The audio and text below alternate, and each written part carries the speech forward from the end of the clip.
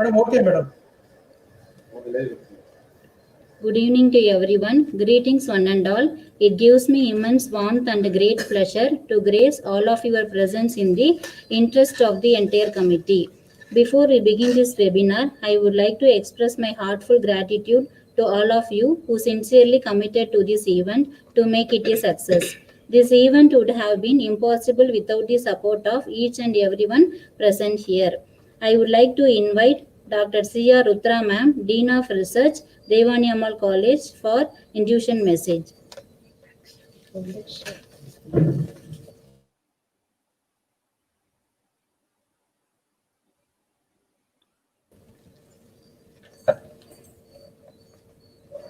Good afternoon, viewers, and a warm welcome. Dimensionality College for Women, established in 1989, is a pioneering institution dedicated to the cause of higher education for rural women. Founded under ES Educational Charities, it has carved for itself a name in the field of women's education in Viluppuram district. Due to the sincere and unrelenting efforts of the chairman Thiru Swami Kanna, 12 institutions under the auspices of ES Group has been established. The college completed 11 years of autonomy, introducing innovation curriculum and accredited by NAC with A grade in the third cycle. The college focuses on academic excellence, vocational skill development, value orientation, and sensitization for communal development. Signing of quality regional, national, and international MOUs add globalization to the education on campus. The college has been recognized by national and global bodies. DST has sanctioned funds for conducting Inspire program for school students for 3 consecutive years, and later on by FIST for establishment of central instrumentation facility. The college has a number of academic enrichment programs and good track record in extracurricular activities. The college emerged as 84th college in India among self-financing autonomous colleges ranked by Education World. At present, the college has 13 UG courses, 8 PG and 5 PhD programs. There are nearly 3,000 students on roll. On behalf of the college, I extend a warm welcome to all the participants of this international webinar. Thank you.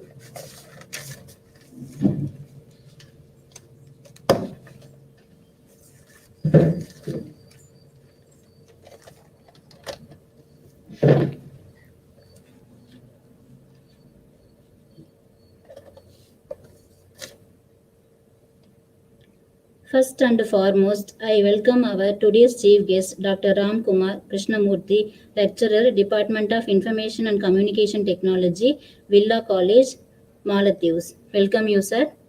Yeah. Thank you. It's my pleasure to welcome our Honorable Secretary, sir, Mr. S. Senthil Kumar, sir, ESSK Educational Charities. Welcome you, sir. I welcome Dr. S. Soundarajan, sir, Register ESSK Educational Charities. I welcome you, sir. I welcome Dr. Brenda, ma'am, Principal, Devani Ammal College for Women. I welcome you, ma'am. And I welcome the administrative officers, Rutra, ma'am, Dean of Research, Vice Principal, ma'am, Controller of Examination, Dean A, Dean S, and all the head of the departments and all the faculty members. Once again, and welcome you. I take immense pleasure to introduce our today's chief guest.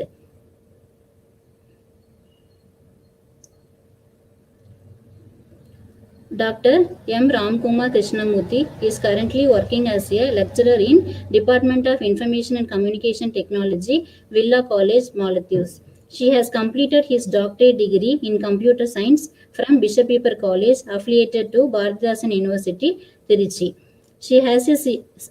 She was a senior research fellow and junior research fellowship of Bishop Pepper College.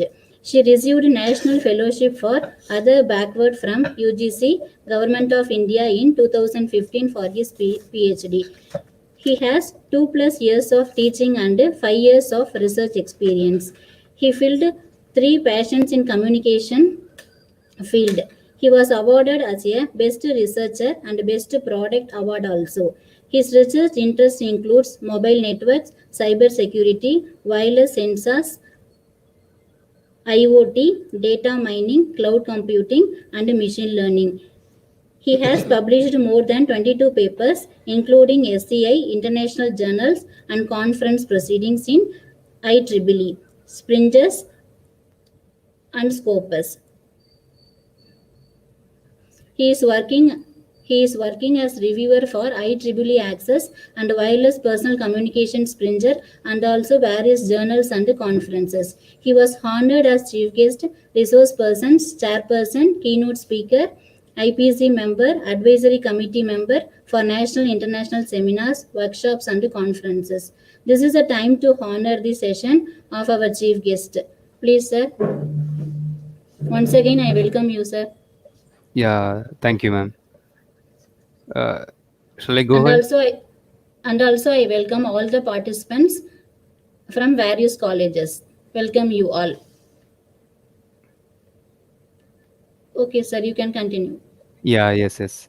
Thank you so much for the brief introduction about myself, and also I would like to thank my close friend and the well-wisher of myself, Senthil Kumar sir, and also I must thank the whole management of this Devanayamal College, the principal ma'am, all the faculties, those who have involved directly and indirectly to present to work at this. Session. Okay. And I also would like to welcome the participants from different parts. Okay. Today topic is just I'm going to explain about machine learning. So myself, Dr. Ramkumar Krishnamurthy, working as a lecturer from Villa College, Maldives, and just I will go ahead with the presentation. Okay. This is the roadmap of the presentation. Just giving introduction to the learning concept and discussing about artificial intelligence and how machine learning arised, and discussing about the types in the machine learning and some of the research problems like projects, and how AI plays an important role in healthcare, and what are the risks involved in implementing the artificial intelligence and some of the useful resources. Okay. And the first thing, introduction to learning. So learning represents that somebody will be imparting something to the people, something to the receiver, right? So this is called learning. So here listener is very, very important. So, and another method is just by exchanging the knowledge, exchanging their information, the learning may arise. So simple learning things. So first thing, so there are many mediums, there are many type of structures or many type of sources available to learn or to lead the people. So here the first thing is people can learn by reading the books, by reading, by analyzing, by understanding many things from the books. So that is a book acts as a source of medium to the uh, uh, to the people, those who are really interested to learn. And second thing is people, they may use some small devices like handheld devices like mobile phones or anything like tab, like that, okay, for learning the things. And third one, some people maybe learn from a group study. They will be doing like a group of people, they will be doing as for the learning purpose. And another, and some more categories people also there, so they will be learning even in their sleeping, right, in the thinking itself, that is also possible. And in some special category people, they will be doing some other works, and parallelly they will learn, they will keep on thinking something to innovate. So these are all the some formats of learning process. So here the best definition of learning is learning denotes changes in a system that enable the system to do the same task in the efficient way in the next time. That means when you are doing the first time, your performance will be less. When you are doing the second time after learning that, your performance will be in top. So this is the thing that they are coming to say. That means when you are practicing next time, you can see more efficient, right? So that's the thing. It is stated by Herbert Simon. And learning is constructing or modifying the representation of what is being experienced, what you have experienced, what you have analyzed, what you have understood from the experience, what you have achieved, how best system that you have produced. That is the thing that it's stated by Rysart Michaelsi. And learning is making useful changes in our minds. This is also another important definition. That means it keeps on changing our minds, our thoughts, right? So that is described by Marvin Minsky. Okay, these are some definitions about learning. So first I have explained about learning. Now it's time to see about data. So data is nothing but unprocessed information, that is which one it is available in fresh manner, that is called data. So once the data gets processed, that becomes an information, that is an useful information. That information will be converted into the knowledge, that is data, information, and knowledge, DIK. These are all the three important elements in machine learning. Okay, let's see what the data has actually. It has a couple of things like the structured data and unstructured data. Structured means you can find a predefined template. There will be a structure, there will be a specific unique format will be there. That is called structured data. That is what you are finding in the database. Like you are trying to retrieve something, you can easily get over by looking the format itself. That is called structured data. When you go for unstructured, there will be a mishap. That is, it will be like missed. You cannot bring, if you want to bring something immediately, it will be difficult in order to, if you are going with the unstructured data. Okay, so example like text, images, audio, video, there are many. Because it has more than one dimensions, it is difficult to take over immediately. So that's the thing. And some important points about the structured data and unstructured data. So that is structured data, it can be displayed in rows and columns like in relational databases. That is, it is available in a table format, a row and column format. And if you look at the unstructured data, it cannot be displayed in rows and columns. Okay, that will be available in different locations. So if you want, if you're really interested to read the data, you have to fetch from different parts. Okay, and second thing is numbers, dates, and strings. There you can see some uniformity, 1 2 3 A B C, like some strings will be having a unique order. So if you go for unstructured data like images, audio, video, word processing files, emails, spreadsheets, and so here the thing is, images means it may have different types, it may have different sizes, different ranges, like that. Okay, and estimated 20% of enterprise data, it's a report that is taken in Gartnet, and requires less storage. This is very important. If you are following the structured data, it takes just less storage. When you're going for unstructured data, it takes more storage, that is more space it requires for storing that. And structured data, it is quite easier to manage and protect with the legacy solutions. But in unstructured, it has different dimensions, so it is quite impossible, somewhat difficult to bring into a one umbrella. That's a tedious job in unstructured data. And another thing is history of machine learning. This is the whole diagram. So let me explain the thing quickly. Here it started from electronic brain. In the 1940s, they have introduced electronic brain. That means they have used the brain in an electronic manner. After that, that is evolved to the perceptron, Adeline, and example. There were many other growth also there. Okay, in 2012, Alex net came. Okay, this is just a simple history about machine learning. And next, we are going to talk about artificial intelligence. What does it mean? How it works? Those things that I'm going to explain. So this picture conveys that all the things will put together in AI in order to improve the system capacity or system performance. Okay, artificial intelligence. This is a fundamental definition. Artificial intelligence is the development of computer systems that are able to perform the task that would require human intelligence. That means you have to give your intelligence, you have to tell your intelligence to the system that will perform the task. That's it. Okay, so examples of these tasks like visual based representation, like visual perception, speech recognition, some important decision making, and translation between the languages. Okay, and it has two things. Artificial intelligence has two categories, that is weak artificial intelligence and strong artificial intelligence. Weak means it doesn't have any intelligence mechanism. That means what you are doing, what you are telling, what you are instructing to the machine, that will act, that will react, that will respond. So machines with weak artificial intelligence are made to respond to specific situations, but cannot think for themselves. That's a thing. When you go for strong intelligence, this is ultimate. A machine with a strong AI is able to think and act just like a human. See, it is resembling like a human. Okay, so it is able to learn from the experience what you have given in the form of a data. Okay, so I'll be talking about those things in later. And since there are no real life example for strong AI, it the best representation like Hollywood portrays the robotics like that.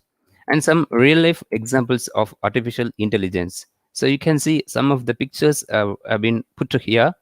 Self-driving cars, automating cars, and Boston Dynamics navigation systems, automating the systems, SEMO, chatbots, human and computer games, and many more. Okay, and the evolution of organizations, how it is evaluating. When you look at the bottom, you see that 12 that BC interaction. It starts with interaction.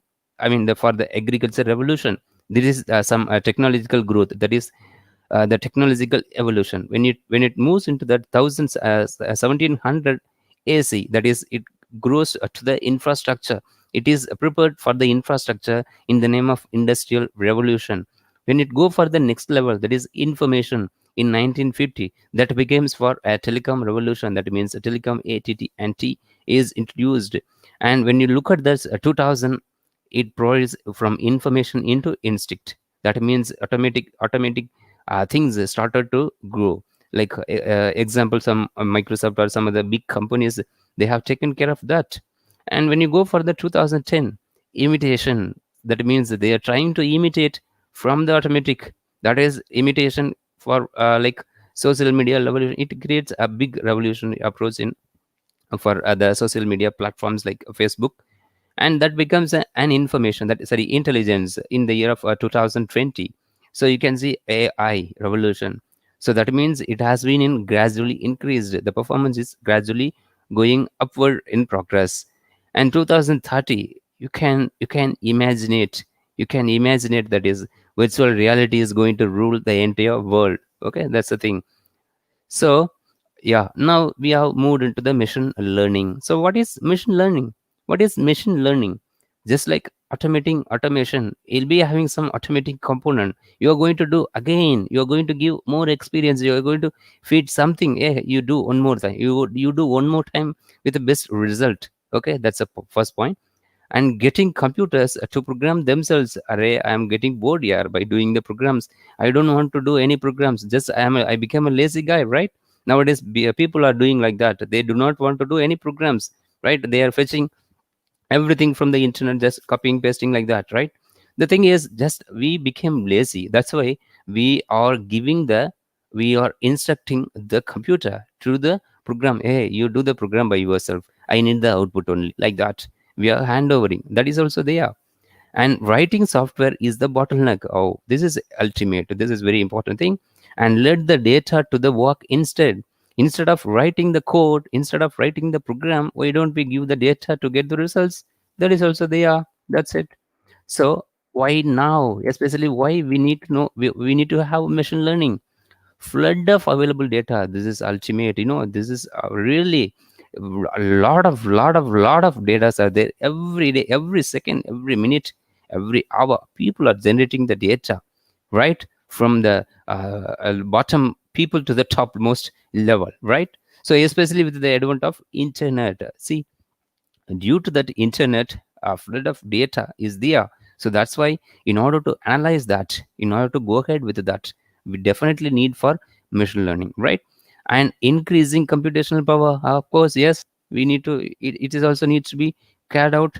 And growing progress in available algorithms and theory developed by the researchers, keep on developing the algorithms who will be doing those things, right? So they are moving to the machine learning. Increasing the support from industry people, they are telling, hey, we need this, you do work and give the results and we will pay money, like that. That's why, so they are giving such more support to the people.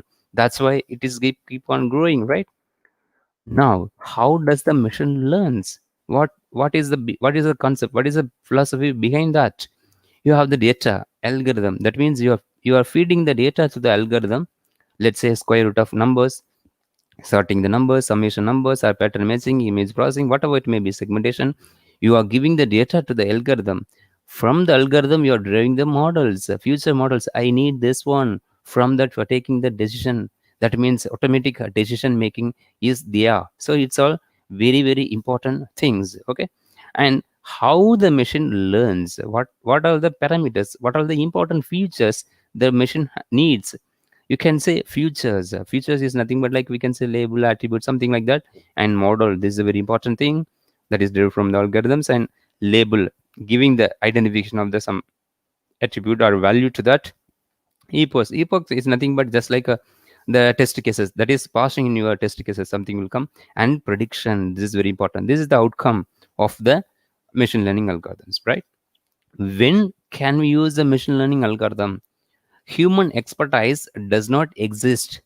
See, human expertise does not exist there. You can use like navigating something on the Mars, right?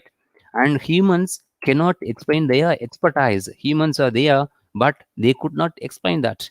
They cannot explain. So in that cases, you can apply, that is a speech recognition. And models must be customized like a personalized medicine services like that. And models based on the huge amounts of data like genomics based researches, those places you can go ahead with your machine learning algorithms, right? And machine learning descriptions, the important thing is you'll be giving the input data and you'll be getting the output as the results. But two important things are there: algorithms and techniques, like bringing the hidden things or matching with the patterns, finding the relationship or maintaining the dependency attributes, and so on. Okay. And machine learning, this is some simple comparisons. Traditional programming and machine learning. In traditional programming, in earlier days, we'll be giving the data, that means like a variable, some value, something like that, images, audio, something. Along with the program, the computer will execute and will give the results. Okay. It was like that in traditional program. But machine learning is very danger. What it is asking, it doesn't ask anything other than data. Array, you give the data here, I'll be giving the result. Okay, you set the output and you give the data, I'll work on behalf of you, I'll code by myself and I'll be giving the things to you. That's the thing. Okay, so that is done by that machine learning. Yes, we are. This is a definition. That is the best thing.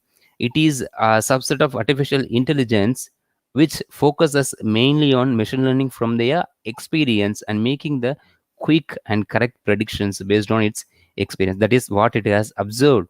Okay, and it is just like predicting the future based on the past. That means based on the past means based on the data, it can predict the future. Okay, like it is also similar like horoscope, right? If you are giving your data, that by analyzing the data, that will give you the future predictions. This is really challenging, right? It's really good. It sounds really fine. So here in the bottom picture you can see, in the machine learning, just very specific instructions. Just without machine learning we are giving the specific instructions, but with machine learning we are feeding the data that the system consumes that by for giving the results. Okay, and this is really nice example for machine learning. How can we compare with our real time cases? No more like gardening, that is seeds equals to the algorithms. What are the instructions that you're trying to do? Nutrients that similar to the data. Gardener, you are the one who is going to do. And plans similar to the programs. This is the simple thing about that.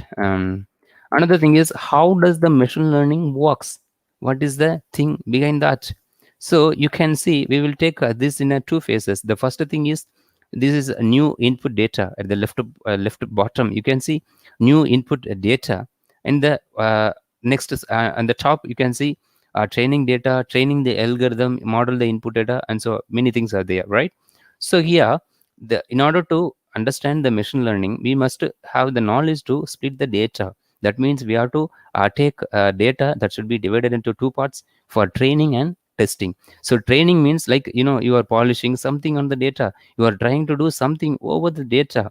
After doing the data, you are taking the new data, something from is not trained, you are putting that data, you are just comparing with that data to the polished data, that will give some result, right? This is called, in this way it works. That means when you're comparing, it may give either thumbs up, that means like sign, or dislike one. If it is like, we can say that you have predicted correctly and you have done it excellently. That's like that. Okay, suppose if it doesn't work well, it will produce the negative results. What you have to do, again polish your data, and then you have to compare with the test data. Okay, don't get confused. Training and test data means, like we can say, you have 1 to 100 bananas. Okay, you have you have 1 to 100 bananas. From that, you are taking 1 to 50 bananas for training. That means you are training for, you are using those 1 to 50 bananas for a training. After performing the training, you are taking 51 banana to the 100, and you are matching with that, whether this training works or not. Okay, so in that case, you can divide 50, 60, 60, 40, 20, 80, 80, 20, 90, 10, 10, 90, and so on. Okay, it depends on your wish. I mean, depends on the result that you're trying to get from the system, right? And another thing is machine learning. Tens of thousands of machine learning algorithms have been evolved, hundreds of new every year. This is just like simple things. Every machine learning algorithm has three components: a representation, evaluation, and optimization. This is important thing. A representation, visually giving the details. Evaluation, how can you evaluate? How can you validate? And optimization, how can you tune it? How can make itself more better? That's the thing. Okay, representation, when you look for the decision, I mean, when you go for the representation, there are many things like decision trees, bringing like a logical programming paradigm, and instances and graphical models like a hidden Markov model, or based theorem, and neural networks, bringing support vector machines, model ensembles. These are all the representation format of the uh, sorry, these are all the things will be used for representation. Let's say, for example, if you're taking for a decision trees, means in order to take a particular decision, suppose a person is there, like a aged person, he is having the 30 to 60 age in between, and he is working or not, he is earning or not, he is eating the things that are properly or not, he is going to the job or not, he got married or not, like that. There will be a lot of branches. You can take easily a particular decision by having the data and feeding the data into this decision tree based representation. Like this, many things are there. I have listed a few. Okay, and another thing is evaluation. How can you evaluate? What is the result? How can you say, see, I have done like this, this is my result, like that? So accuracy, how accurately you have done it. It's a ratio formula will be there, total number of instances that you have correctly predicted and divided by the total number of instances that you have used, and like that. And some precision. The precision means how exactly you have identified the relevant attributes, relevant things. And recall means total number of the instances that you have applied. There will be some true, negative, false, negative, some formulas will be there. Okay, and squared error means like finding the related errors over there, total number of finds, and likelihood, which one, and the posterior probability, updating with the values, cost, utility, margin, entropy, divergence. Many things are there. Okay, you can check any parameters. Just I have listed a few. Okay, and optimization, this is really excellent. Combinatorial optimization, performing the greedy search, or convenience based optimization, gradient descent algorithms, or constrained optimization, how you are going to fix the value for the optimization, and either you are going for maximizing the profit or minimizing the some delay based constraints, or delay based things, like that. Okay, maximum or minimum put into that, like that. These are all the optimization algorithm examples have been stated here.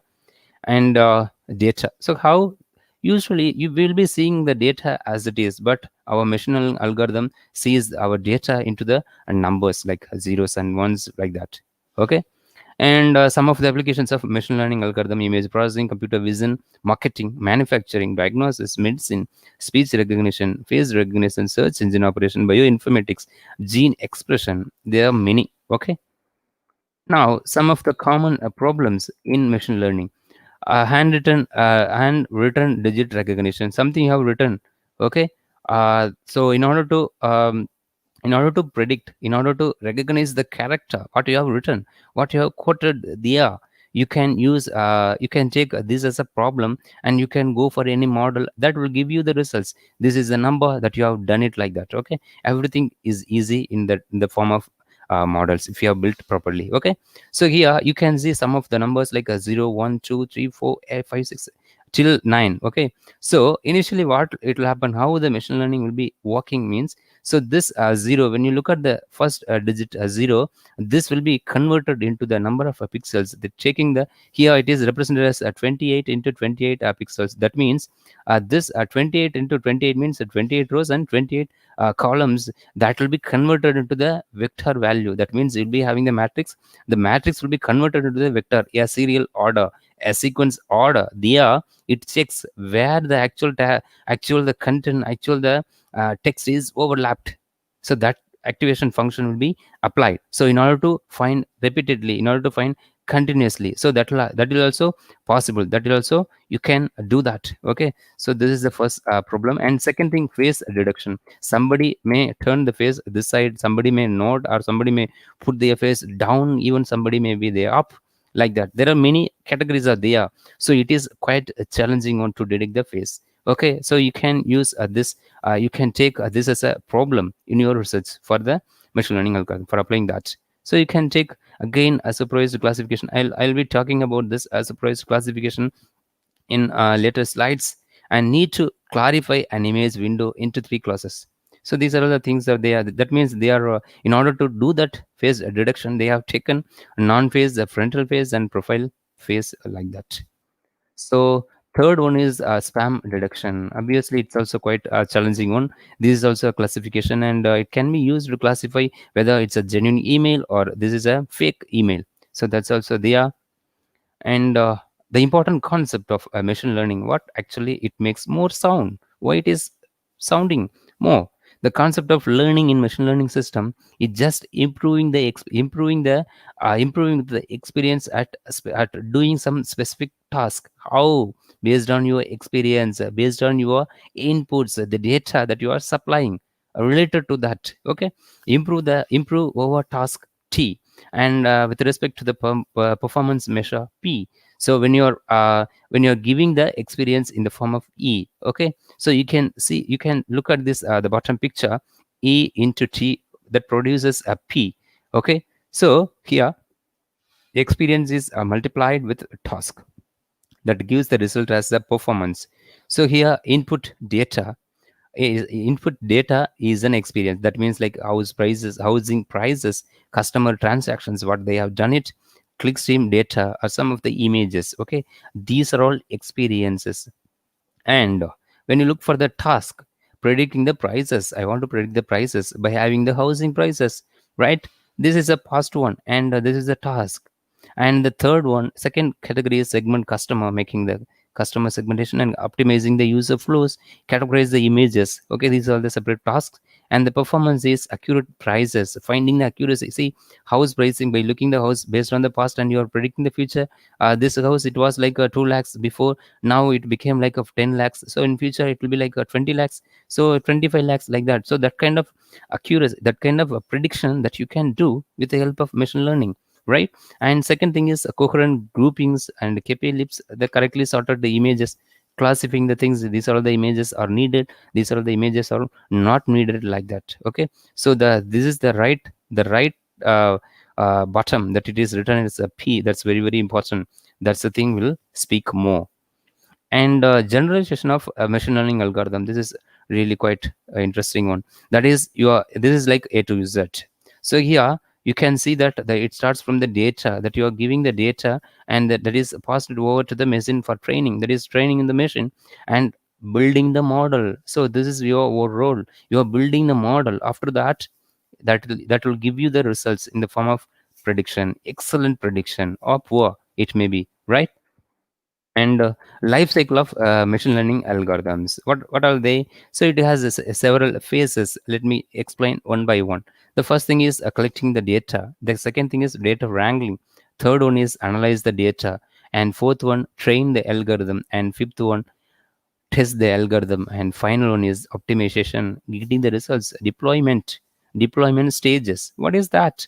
So collecting the data, you can collect from different sources, anywhere, anything, wherever you are seeing, you can collect the data, even in the Facebook, even the Twitter, even in the WhatsApp, even in the web, anything, anywhere you can collect the data, Excel sheet or databases or something like that. And when you move into that data wrangling, you are just discovering which are I need this one, and this is a dabba data, this is array worst data here, I never need this data, I will discard this and clean that. You're just cleaning means like polishing the data. I need this one, these are all the rubbish things I want to discard from this, right? So like that you'll be doing those things on there, and analyze, preparing the visualization representation, and train the algorithm. By having the data, you'll be training that. So I think I have the description diagram also. Let me show you. Yes, yeah, data collection. Yeah, you can see data can be collected in the form of PDF or maybe Excel sheet, YouTube server, or maybe database, or maybe a Twitter account, anything, anywhere you can collect the data. And data wrangling, so this is very important. So that means you're polishing, you're cleaning, you're removing the outliers, unnecessary things are going to be thrown out. That's the thing, that's the thing in step 2.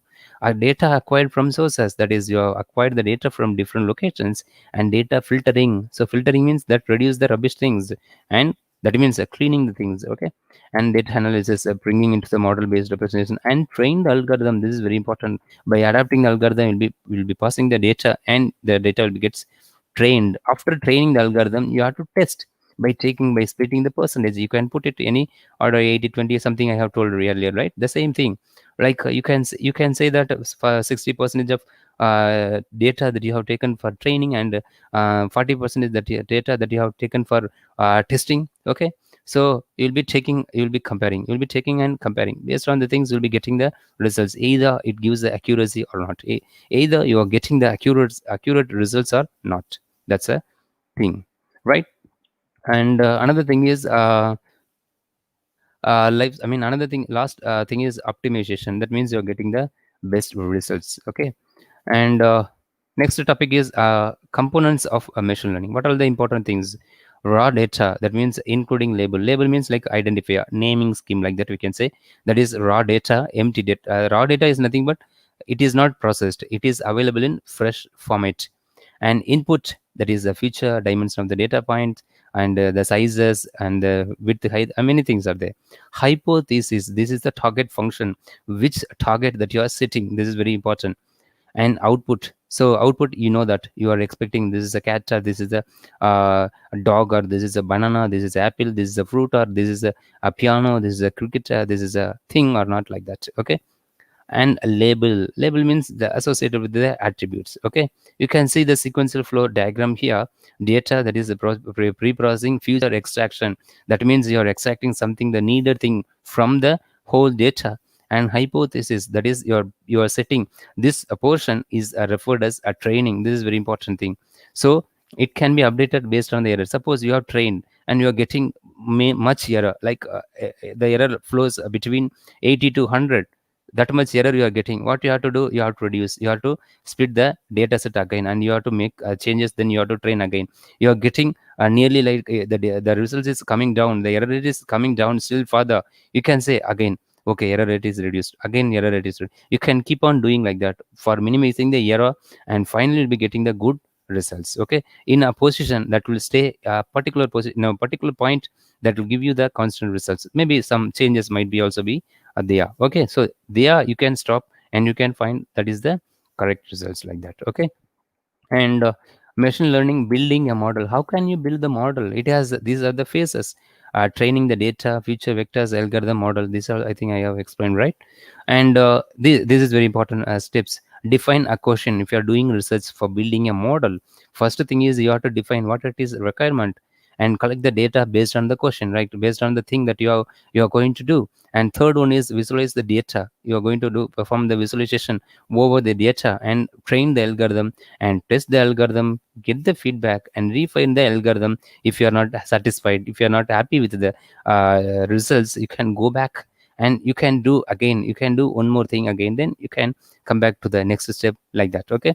And see, look at that, you can perform this step 4 to 7 until the results are satisfying. Till your satisfaction, you can keep on working that is also there. And use the model to make a perfect prediction, okay. This makes more sound, right? And why machine learning? Why actually we need to have machine learning, right? What actually it does? No human experts. Look at that, the first statement. It says that no human experts. They are nothing. Industrial or manufacturing control, mass spectrometer analysis, drug design, astronomic discovery. There are many ultimate benefits where they are human experts are there. And black box human expertise, that is face, handwriting, speech recognition, driving a car, flying a plane, like that. Okay. And rapidly changing the phenomena, this is really ultimate, this is excellent. Rapidly changing the phenomena, the architecture is keep on changing. What we can do, human being cannot cooperate with the machine, right? It is quite difficult. So in order to do that, we should go for the machine learning algorithms, that credit scoring, financial modeling, diagnosis, and fraud detection, many things right there. And need for customization, personalization, like news reader, bringing the personalized news reader.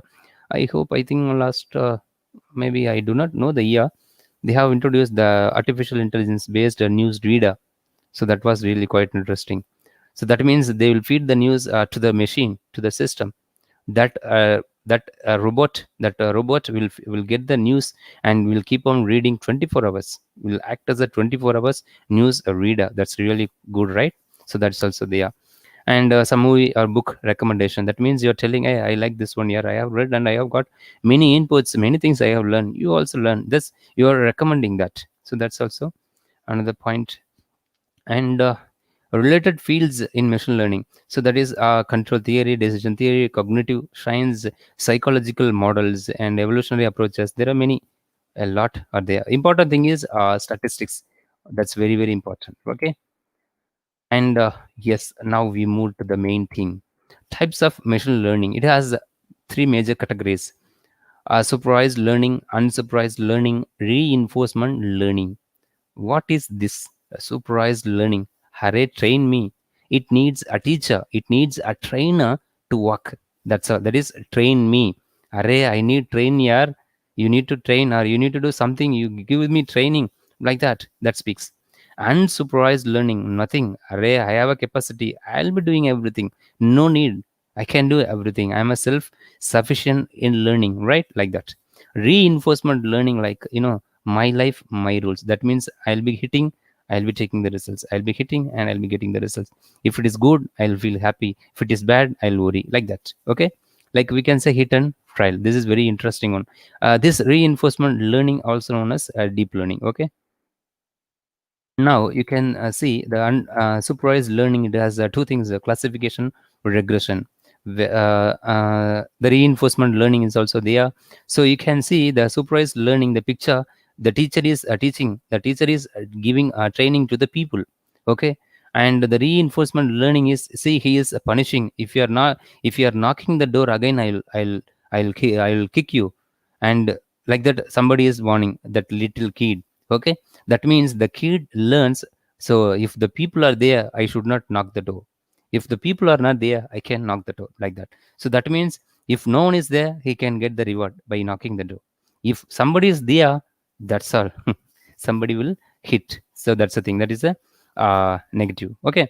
And the third one is unsupervised learning. What does it mean? There will be no instructor. By himself or herself, will be learning the things. Okay. Clustering, merging. Okay. Those things also will be there. And these are some types and example for that. And different learning tasks, based on the feedback that we have on the data, we can distinguish between, that is like a direct or indirect. That means the labels, or some assistant will be there.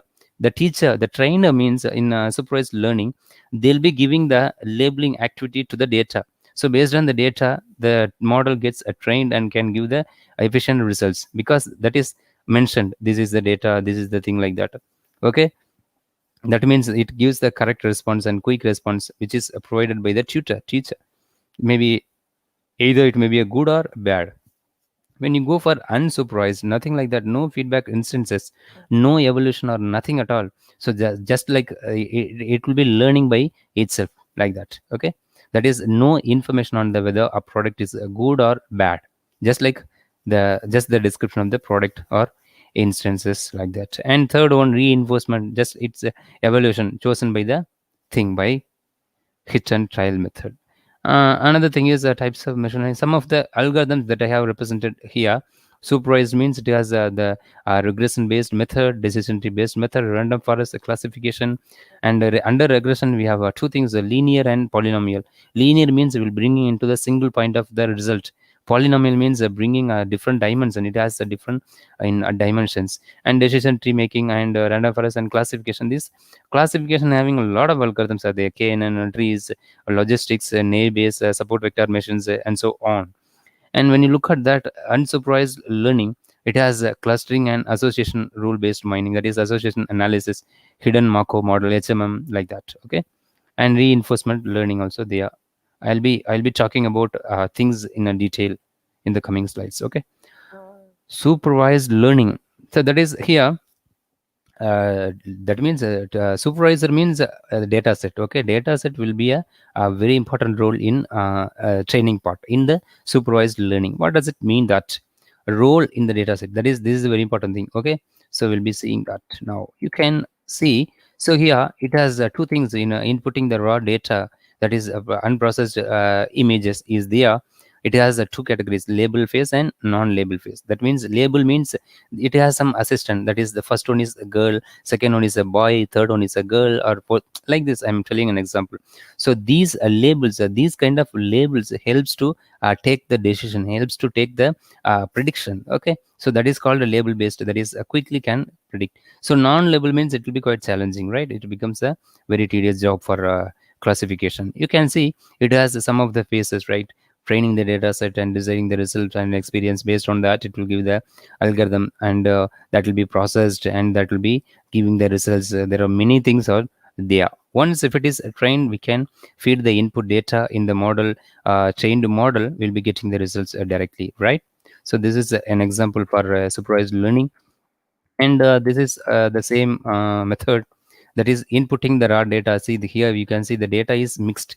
You can take different colors, right? It has a 3 dimension, 3 colors. You can say ABC is shuffled like this. Okay, so now after passing this algorithm and processing stages, it produces in quick classification individually. It's a real thing. It's a really a nice thing. It is done. Okay, this is a example for classification. So this is also the same thing, training and testing, that brings the predictions here.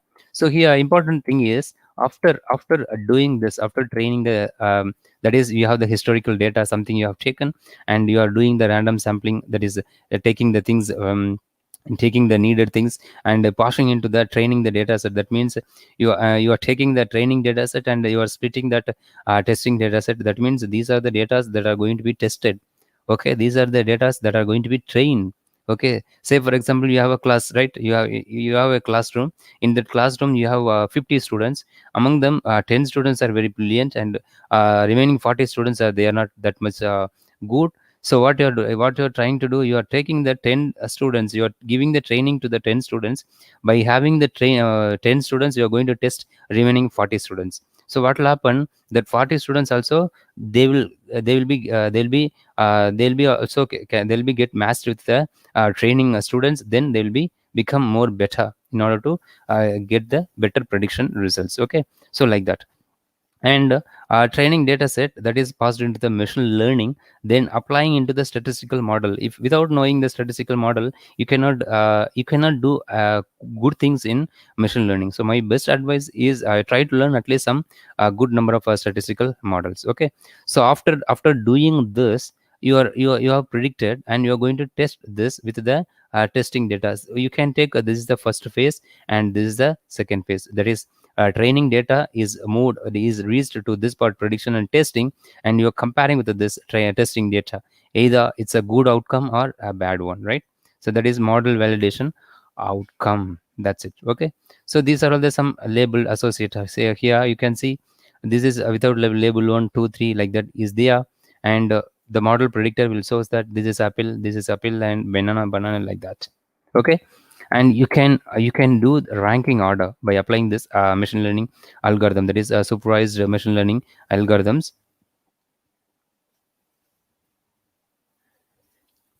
And for example, you can go for the web page. If you want to rank the web page, that is also possible by setting the query, right? Given a query and set of web pages, you can rank them according to the need, according to the demand. That is also possible with the help of this supervised learning.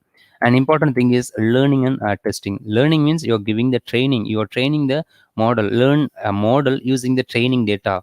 And testing means you are just taking the blank test. I mean, you're just taking the data, okay, that is not trained, along with the trained data. That is the thing, okay, in order to find the accuracy.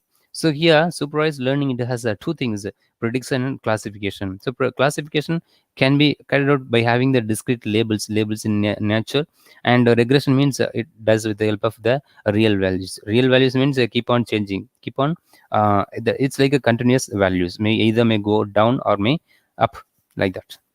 Accuracy, the formula to calculate accuracy is number of correct classifications that you have done it, that is divided with the total number of test cases that you have adapted, okay. And another thing is the same. This is an example for that supervised machine learning, that is text categorization, that is multiple categories are there, it can be categorized. And face deduction, discriminating human faces from non-human faces. Suppose you can see there is a gap between the first lady and the guy who stand here. Suppose there is assume that there is a circle, there is a rectangle in between these two people, those are referred as non-faces. That should also be predicted. That means they are not human beings, so it should exactly find these are the human faces or non-human faces, like that. Even male female classification also can also be carried out with the help of this supervised learning algorithms, okay. And signature recognition, as I have told you earlier, no, the same thing. Recognize this signature, which one, where, how, like that. So character recognition, just like this also I have discussed with the previously, that is taking this, putting into the separate pixels, I mean taking this into the pixels and converting that matrix based into that vector format, and doing the analysis for verifying the numbers, okay. That is also there. And some of the popular algorithms that I have listed for supervised learning, here linear regression, just it is used for the correlations. For each feature it will give the I mean that this linear regression helps to predict the future values, like a house prediction that I have told you, know, that means a house range, house prices, you can predict whether climate weather changing, or like that. There are many predictions you can done with that linear regression. And logistics, this is also an extension, this is like a extensive version of that linear regression. This is also similar to that classification task, but it has one more variable that is in that I mean that is in the another method in that classification. And decision tree is nothing but whether you are setting that yes or no based on the decision that you are taking. I think I have explained about the age person, whether in this category he is going to the job or is having the job or not, like that, okay. And naive based approaches are there, and support vector machine. And this is a typical, I mean this is very interesting one. And random forest, okay. So that is also there. And some of the popular classification algorithms like Fisher linear discriminant and decision tree neural networks, SVM, naive based, DABoost, they are plenty, okay. And Fisher linear means it brings everything into the, it is similar to that linear regression. So here it is a kind of a classification method that projects the high dimensional data onto a single line that gives a classification results in a one dimensional space. This is really good. And find the direction and maximize the distance. There are some other things also there. I don't want to explain it in detail methods of those algorithms. It will take more time, I think. Yes. And another thing is a decision tree. I think it is mentioned here. You can see age and whether either young or middle or old. Suppose if any guy is falling in this category, you can set the age for young, like 20 to 30. Sorry.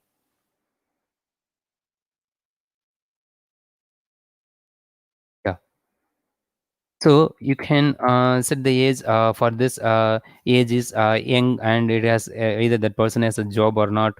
Maybe a person is eating the food properly. Maybe a patient is taking care of him, or whether he is taking the medicines at a proper time or not. Like that, there are many things that you can do with the help of this type of classification algorithm by applying this decision tree based approach. Okay. And a neural network, you can build this neural network for performing excellent classification. And and the second category is unsupervised. Unsupervised means a simple thing is a cluster. That means there will be no knowledge at all about the data. Just manually we are feeding the data to the system. The system will recognize by learning its experience, by doing its analysis. How we will be seeing that. The important thing is unlabeled data. There will be no labeling mechanism in this method. So here you can see the same thing, and input raw data is there, and it is unknown output. That means it doesn't know anything about that, because there is no labeling for that data. And similarly, no training data set also there. Interpretation process and passing into the algorithm and processing, building the model, and that gives the results in this category. After finding the results, it will give the label. This is part 1, this is part 2, this is part 3, like that. I can give you an example for a cricketer. For example, you assume that a cricketer, for example, somebody is playing some cricketer may take more number of wickets and may not score more runs, right? Like assume that we have three, we will be taking A, B, C. Three persons are there, three wonderful cricket are there. Okay, the person A is taking more wickets. Okay, assume that he has 300 wickets. Okay, but he is taking only 10 runs, 10 or 20 runs. And we have the second category. The person is getting more runs, but he is taking minimum number of wickets. And the third one, the person is taking more wickets and less number of runs. So now we can put A and C in a single cluster, and the B category can put into the second cluster. That means the first category is the persons who took more wickets, I mean who is taking more wickets and less number of runs. They can be called as a bowler. So this is the label that we are assigning after doing the thing, right? And another thing is we can call it as the batsman. Okay, so batsman is a label, and a bowler is another label. Suppose a person is in the average, like let's say a person is taking average number of wickets as well as our hitting average number of runs. That can be called as there we need to apply the machine learning algorithm, okay, for getting the results. That is also there. And now in unsupervised learning, we are giving the unknown output. I mean, this is not unknown output, this is input, we will be telling like that. Okay, so we do not know what picture is this. Okay, just we are feeding this data directly to the algorithm. I have written compressly. Okay, that will give you the unlabeled output. See, it has done the classification. This is cat, this is dog, this is another type of doll, like that. Okay, this is an example for unsupervised learning. And an important thing is, how do you make the cluster? We are telling that supervised learning is there and supervised learning also there. We can make the cluster, we can form the cluster by taking, but in what way? How can you exactly make the cluster? How can you set the cluster head? How? So that's the thing I'm going to explain now. You can see import the data, just taking the data and select the columns in the data set. Assume that you have the data in a CSV format, in some format that you have, right? Maybe in a PDF or something in Excel. Okay, and K means a clustering. Applying that K means a clustering method, and train the custom clustering model. You're training the model. You can edit if you need any data. And one more thing I want to tell, and if you want to add another feature, another innovative feature over the existing data, that is also possible. That's really good. You can add you can add new feature in the existing data. That's also will make more sound. Okay, and after that, converting into that CSV file, then you can export it. By doing this, you can make or you can form the clusters. Okay, and dimensionality reduction. So if we have more than one dimension, like a TensorFlow models, there are many other things also there. So here if we have x, y, z, I mean k dimensions, so applying this principal component analysis model, you can have a single dimension. You can bring into the single line of result. Okay, and some of the example algorithms for unsupervised learning, that is K means clustering, puts the data into the some group and making the things like finding the similarities, the same thing, clustering concepts. And Gaussian mixer model, and it gives the more flexibility for the clusters. And hierarchical clustering also there. It will be very interesting one. And recommendation system, so that is also there. That means giving the feedback and telling that they will be putting into the similar group. That means a person is watching a movie or something he is doing, he is eating a biryani in a particular shop, and he is telling, hey, I went to this biryani shop and that biryani was very nice, yeah, you go and eat. So he is he is commenting that.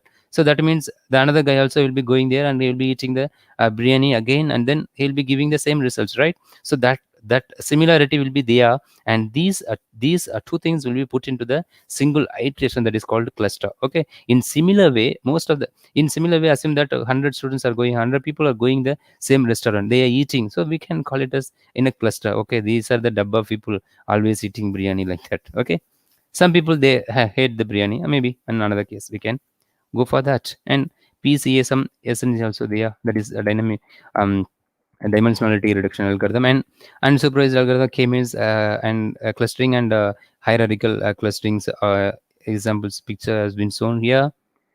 And semi-supervised, yes, this is quite interesting. This is like a neutral, that means it takes something from the supervised and something from the unsupervised, and put into the results in a classification results. That means few labeled data will be there, unlabeled data also will be there.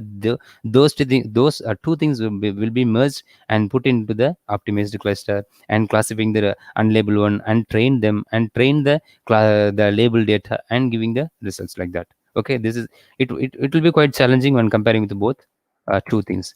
And the third one is a deep learning, reinforcement learning. That means you are reinforcing again like that. Okay, agent based approach, a good agent or bad agent, that means that can be delta, that can be defined by measuring the performance, by measuring the outcome like that. Okay, hit and trial method. If it is hit, if you are getting positive results, reward will be getting rewarded. If you are getting negative results, will be put into the jail. Okay, will be going to the prison. And what exactly is deep learning? What does it mean, that why it is generally better than other methods, especially for image research, image processing, or certain type of certain other kinds of data as well. So the thing is, deep learning means a neural network with several layers of nodes. That means it will analyze the thing in detailed manner. It will go very detailed manner. That means it will take say for example, you are doing a task. Assume that you are here, you are in a position, you are in a place A, and you want to go to the place B. Means in existing like supervised and unsupervised learning will be taking like 20 or 50 steps. Okay, just like going and from A point to the another point B. But in deep learning means it will take 100 points, 100 steps. That means it will analyze, it will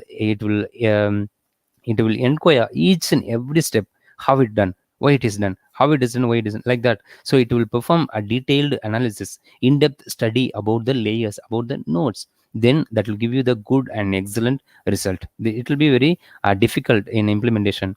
So that means it requires that GPU, that graphics, GPU based things also needed there. And the series of layers between the input output will be very depth. Series of stages will be there. Okay, and learning, it has many layered neural networks, and it has some abstract features. That is, for example, if you're going to classify a cat, the bottom layers edge detector, curves, corner sight lines, and middle layer four patterns, eyes, ears, and higher layer body, head, legs. So it will divide like this. Look at that. The top layer takes the cat or dog, and the next higher layer takes body, head, legs, and the middle layer looks for patterns and eyes, adds, and the bottom layer edge detector, curves. So look at this. This is very important, right? And very interesting. So that means it will give you an excellent result, an exact result. So that's why it is very interesting one. An important model of deep learning is, so reinforcement learning, it takes the action and performs that. If it is good, it can reward it, and it stores the state as well. Okay, and it asks another thing to do. Suppose if it is bad, it will get the negative things. Okay, it will get the hit. And you can see this is an example figure for deep learning for classifying the cat and the dog. So you can see there are 4 in-depth layers are there. Like this, it will be having n number of layers, n number of nodes will be there in order to find where either it's a cat or dog, like that. Another thing is small difference between machine learning and deep learning. It's deep learning, we can say it's a subset for machine learning. Input, feature extraction and classification, and will be giving the results. This is the thing will happen in machine learning. When you go for a deep learning, the feature extraction and classification will be combined.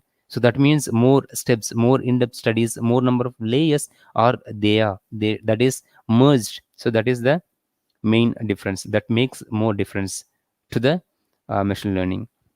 And deep learning, it has some of the stages like artificial I mean AI agent and environment is a very very important thing, because this environment makes the training place, it creates the training area. So the first thing is perceive the state, and second thing is learning the things either in order to move further or in order to go back, like that. And the third one is taking the action and surfacing, creating environment and putting into the second state and getting the rewards. Okay, I'll be explaining with an example, you'll be easily understand. Yeah, here you can see, look at the bottom diagram. Input raw data is given apple or not. That's the thing, that is the decision that we are going to take. And that is passed to this environment, that is model training phase. Here you can see that is passed to this agent. So that is after that they have selected the training algorithm, any type of algorithm. Then after training that, if it is best, then again it moves to the rewarding phase. After, suppose for an example I'm telling, this is a successive result, then that will be moved into this model trained portion. That means this model successfully trained, and if you are giving or if you are showing the apple, that will show it's an apple, it will find that is an apple. After doing this training, if you are giving another new input, if you are supplying another input as an apple, that will show you array, you are showing the apple again, yeah, like that. Okay, so that's the thing. And this is also a good example for deep learning. That means there is no there is no link for reaching the destination, for getting the cup. So this person needs to take care of himself for traversing all the paths to reach to this destination. So that's also another example. And the third, another category is a simple scenario. This you can look at the kid. This kid wants to get this candy, just like it needs to create the environment in between kid and the candy. You can see there is a obstacle, right? There are two idols are there, it creates a disturbance. Okay, just like the scenario, one baby starts crawling and makes it to the candy. That means this kid try to that means crawling towards to the candy box. So what will happen, it got a hit in the some small idol, it's like a track or tractor, something like that. So that means it may fall down and it may cry, right? So this is a negative approach. This created an environment and it moved from this point to this point and it got a hit. So what will happen again, it will learn, okay, this dabba guy is irritating me, it doesn't allow me to go to the next step. So what it has to do, it has to go in another way. Again you can see that there is another toy, another is there. Suppose if it hits the toy, again it will get the negative things. Okay, after that it can move to the candy and can eat. These are all some hurdles in between the kid and the candy. Okay, so how you can bring into the factors. Okay, the child is an agent trying to manipulate the environment. This is very important, look at that, the child acting as a agent.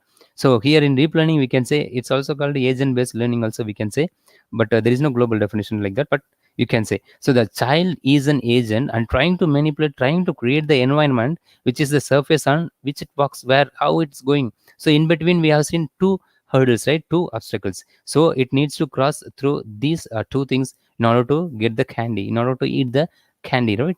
And second thing is taking action. How? That's a very very important, that can be treated as a state. Okay, like walking or moving this side or that side, like that. And the third, the child gets reward. Yes, let's say something he got because it reaches the destination, so that is called reward. So important thing is environment and the taking actions, like in the form of a state. And the third one is getting a reward. Okay, and it is also possible it may have some negative reward if it is if it is gone back, if it is not proceed further. Okay, that's also there.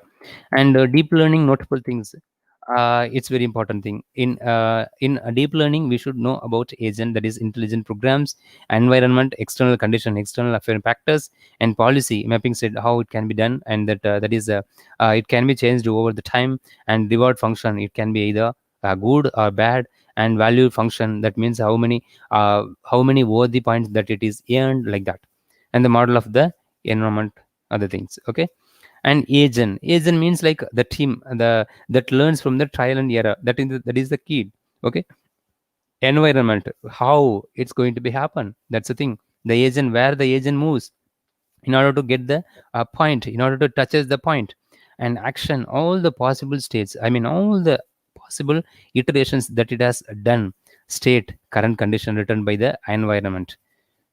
So reward means getting the thing arising from the lost actions, and policy that uses the uh, determine the next based current state, like that, and value, action value, like that. Huh. How many layers, how many states, how many steps that we need to pass through.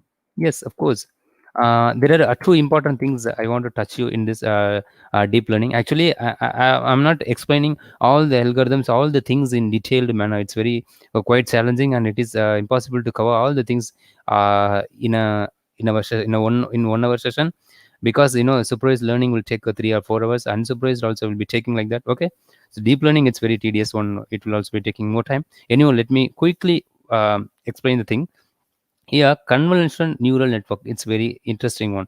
So it's a state of art deep learning method. It's a kind of deep learning method. It is used for performing the image kind of data. That means you can take like this. Okay, you can look at the top bottom figure.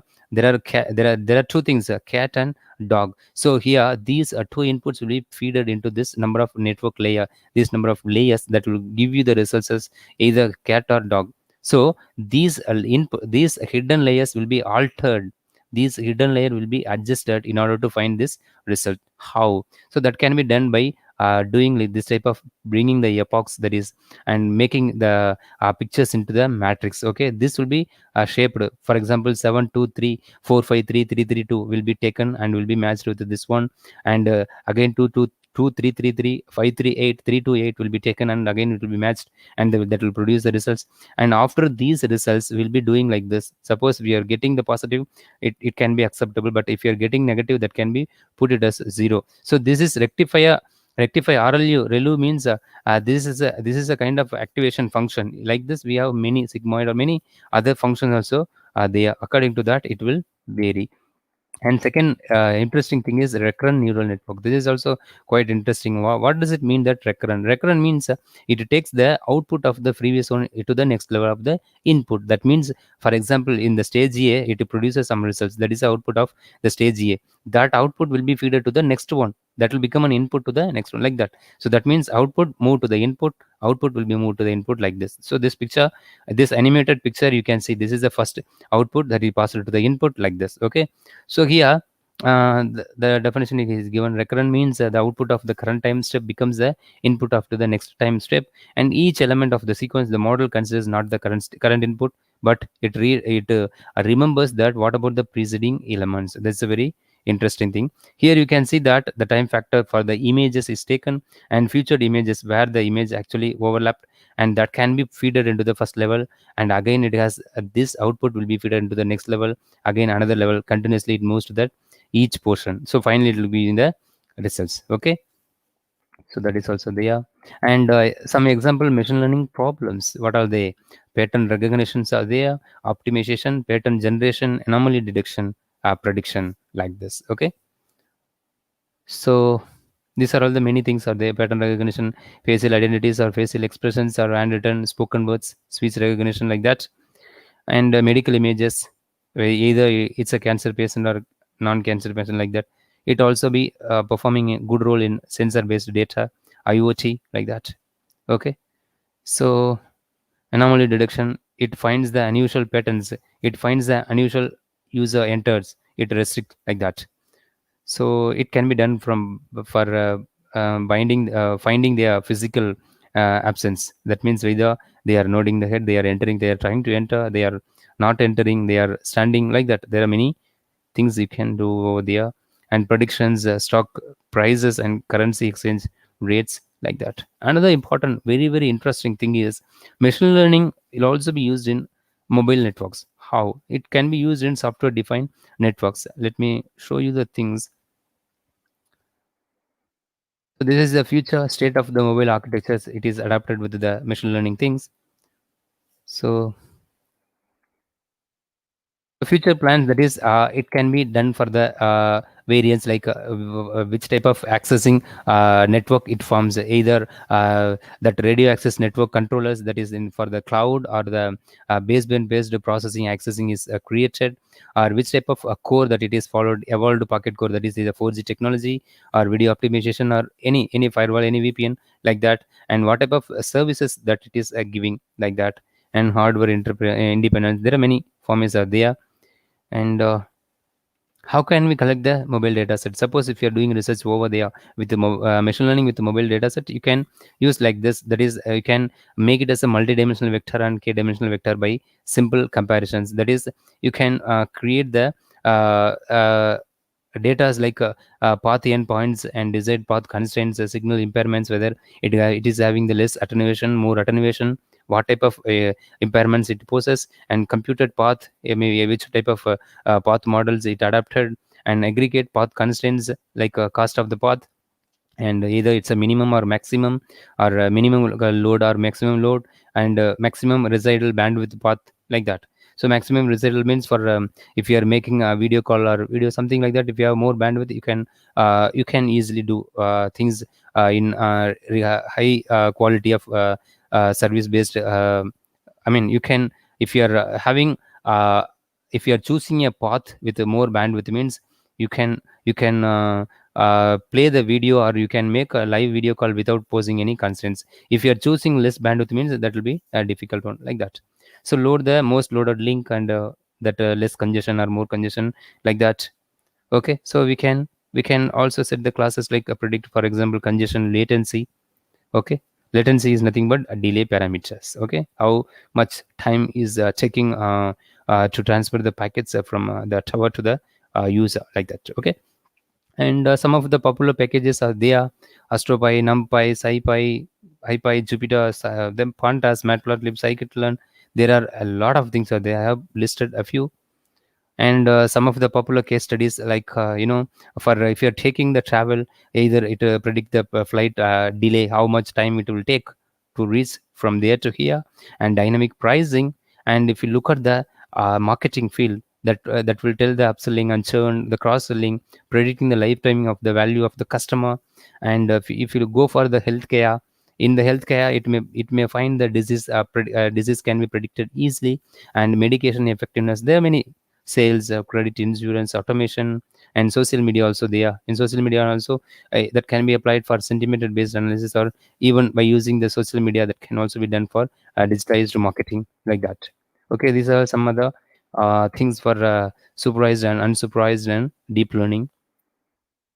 And these are some research problems that I want to show you, and some machine learning projects like iris flower classification, music recommendation system, and predicting the wine quality, is a good or bad by looking the cost factor and the quality, like that.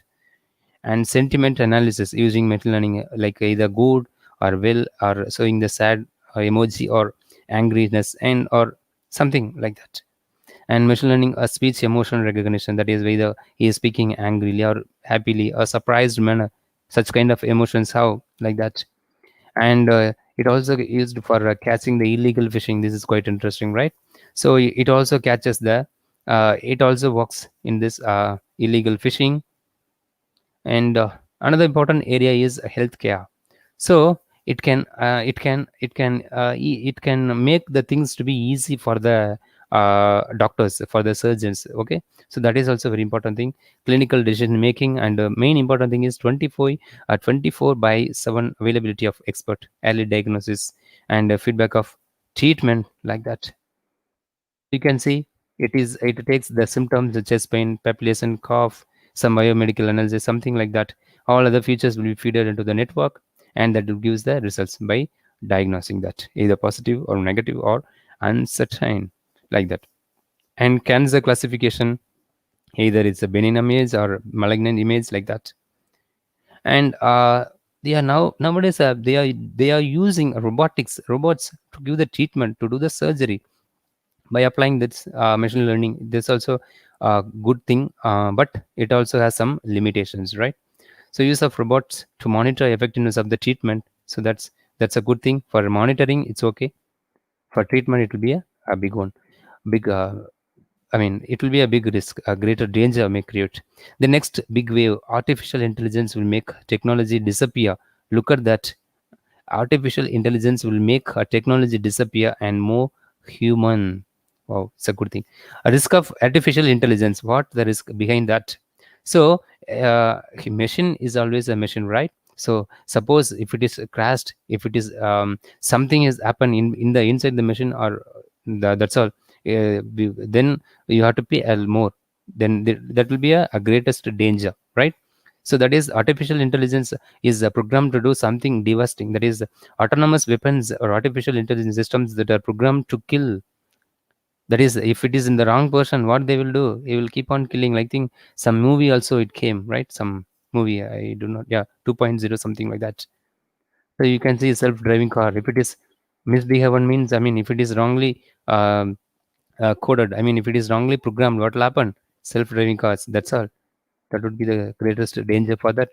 And some of the useful resources where you can get some fellowships like that, fellowship.ai and Dublin AI fellowship and Insight Artificial Intelligence fellowship program and Google AI. That's a wonderful thing. For that Google AI, you have to publish a paper in a reputed conference. If you have published two or one paper in like a SA journal or web of science based journal, definitely you'll be getting an opportunity. And pro fellow is there, and faculty fellowship for this data science and intershala, some of the Alan Turing Institute. These are the some fellowship based things, and this is internship. Okay. And the left side you can see machine learning mastery, data elite data and keynotes, Kaggle, Reddit towards data science analytics. There are many lots of sources are there where you can learn about the machine learning things. And popular conferences, this is world best conferences for machine learning. And conclusion, so I think I have explained a brief introduction about artificial intelligence and its types, and finally machine learning, and how you can build the model, why it needs, and what are the types available under the machine learning model. There are many things I have explained about, and finally I also touched with the mobile sector of the machine learning part. And finally I also explained about that healthcare role in machine learning. Some concluding remarks, I think. So these are all the credits that I want to give it to these peoples. So, audience, if you have any questions, you can. Yes. So, That's an interesting question, sir. Thank you, sir. It is very excellent speech and informative. It is yeah, very thank you. useful. You even many number of examples, sir. Yeah, yes, So yes. there is a one question, sir. Yeah, yes, ma'am. How machine learning concept will support bioinformatics? Yeah, yes. You can do like by creating. Suppose, say for example, you are doing like a biocomputation, right? Bioinformatics. You can make some type of authentication for fingerprint or something like that. Then you can build the model. You can collect the data towards to that. Then you can get the results like that. Some fingerprint or some recognition, iris based recognition like that. That means some kind of authentication mechanism you can predefinedly build. Then you can take the data, you can collect the data towards that. Then you can go ahead for your model, you can train the model, then you can get the results. That is also there. Okay, sir. Okay. Thank you so much, sir. It is very useful to us. Yeah, yes, ma'am. Thank you, ma'am. Thank you. Thank you so much, sir. Yeah, yes, ma'am. I would like I would like to invite Ms. K. Manavuri, Head Department of Computer Application, to deliver the vote of thanks.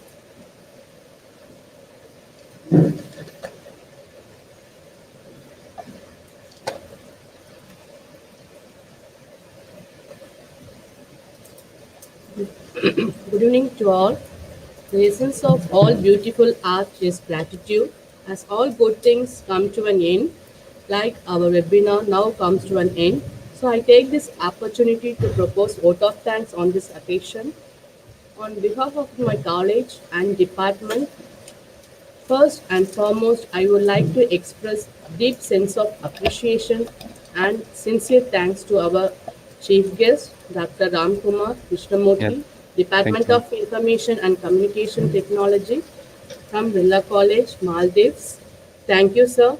Thank Thank you you, ma'am. for your interesting and excellent presentation about machine learning techniques. Thank you once again, sir. Yeah, I thank you. express my gratitude to our respected Secretary, sir, Mr. Sendil Kumar, for his motivation. I would like to thank our Registrar, sir, Dr. Soundarajan, for his encouragement in all activities. I wish to express my sincere thanks to our Principal Madam, Dr. Brenda, for her guidance. I also extend my thanks to Dinar Madam, C.R. Utra, for her support throughout this program. I'm happy to express thanks to my staff members who have made this webinar a grand success. Finally, I extend a hearty thanks to the participants from other college and also from our college. Thank you very much, sir. Thank you. Once again, I Yeah, thank you all the participants for your cordial cooperation. Thank you. yeah. Thank you so much for organizing this webinar. So I think it will be useful for you. And thank you once again.